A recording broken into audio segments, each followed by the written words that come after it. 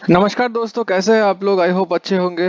तो जो लोग नए जुड़ रहे हैं चैनल के साथ उन लोगों को बताना चाहूंगा कि मैं एक नया इन्वेस्टर हूँ। 4 महीना हुआ है मेरा इन्वेस्टमेंट जर्नी स्टार्ट किए हुए है। तो मैं आप लोगों के जैसा ही एक साधारण इन्वेस्टर हूँ। मेरा एम है म्यूचुअल फंड से कमाने का 5 करोड़ रुपए।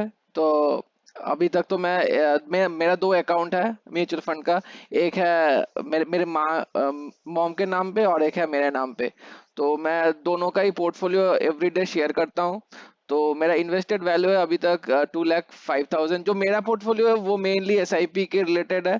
और मेरे जो मॉम का पोर्टफोलियो है वो लमसम के रिलेटेड है। लमसम अमाउंट डालता है उसमें, और इसमें मेरा मैक्सिमम एसआईपी डालता है। तो अभी तक मैं एसआईपी कर चुका हूँ 2,05,000 रुपए का। अभी करंट वैल्यू देख देख रहे हैं आप लोग, 2,28,000 है।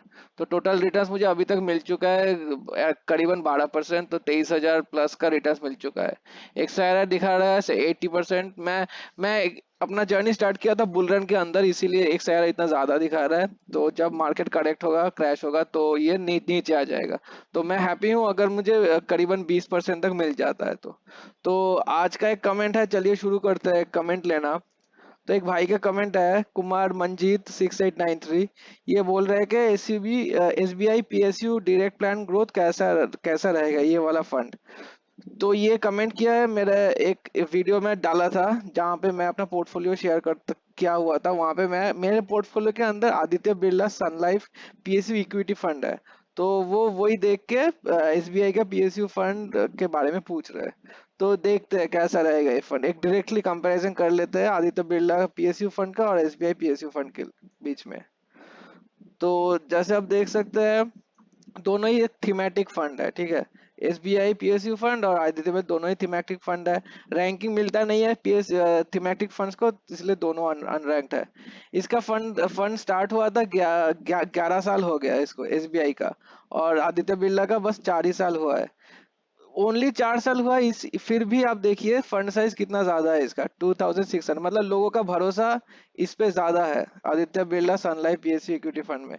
ये डबल से भी ज्यादा देर रह रह के भी इसके हाफ भी फंड साइज कर नहीं पाया एसबीआई ने, ठीक है। तो ये तो इसका एक नेगेटिव पॉइंट हो गया। मैं इसको नेगेटिव पॉइंट मानूंगा। तो एक सेकंड रुक जाइए।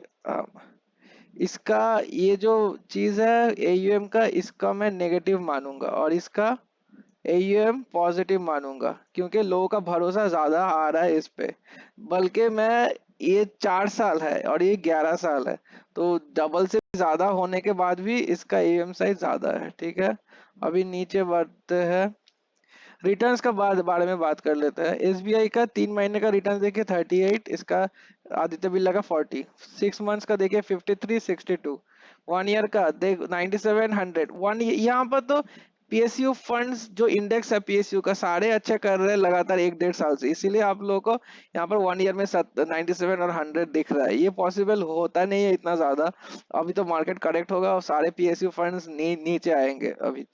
लेकिन फिलहाल जब तक है तो एंजॉय करते रहिए। तो 3 साल में भी 39 और आदित्य बिरला का 42। तो सारे एंगल में देखिए, यह 5 साल का दिया हुआ है डेटा, यहाँ पर 5 साल का डेटा नहीं हुआ है, क्योंकि ये 4 साल 2 महीने ही हुआ है। तो देख सकते हैं कि हर एक मामले में आदित्य बिरला का ये रिटर्न्स के मामले में पॉजिटिव है काफी कंपेयर टू एसबीआई। तो आगे बढ़ते हैं स्टैंडर्ड डेविएशन के बारे में। देखिए लगभग सेम ही है, 22 है, इसका 21 है। शार्प रेशियो भी 1.61 1.7 लगभग सेम ही है। बीटा भी लगभग सेम है, 0.9 0.89।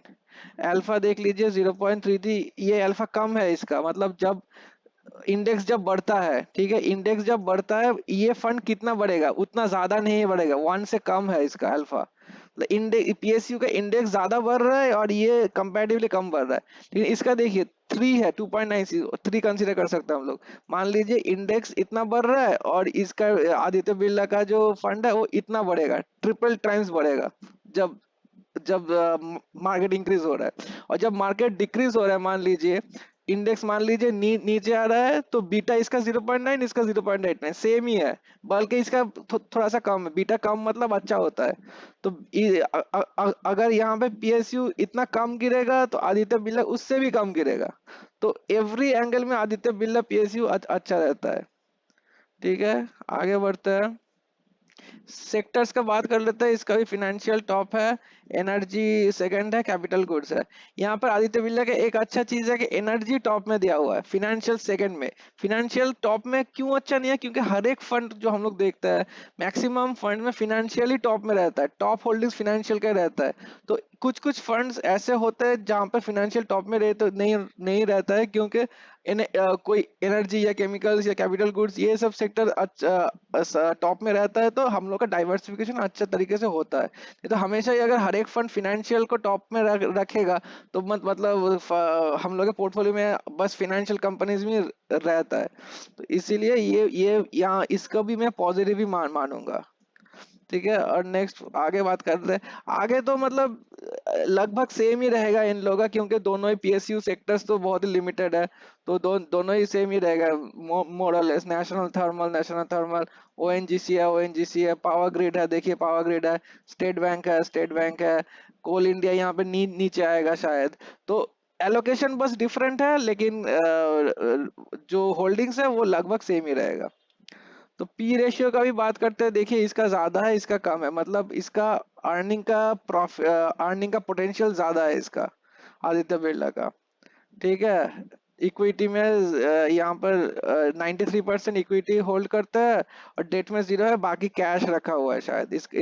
इसका भी डेट जीरो है, मतलब 3% कैश रखा हुआ है, 97% इक्विटी है इसका, 93% इक्विटी में 7% कैश में होल्ड किया हुआ है। तो लास्ट में बात करते हैं एक्सपेंस रेशियो, इसका देखिए ज्यादा ज्यादा है, बहुत ही ज्यादा है, और इसका एक्सपेंस रेशियो भी कम है।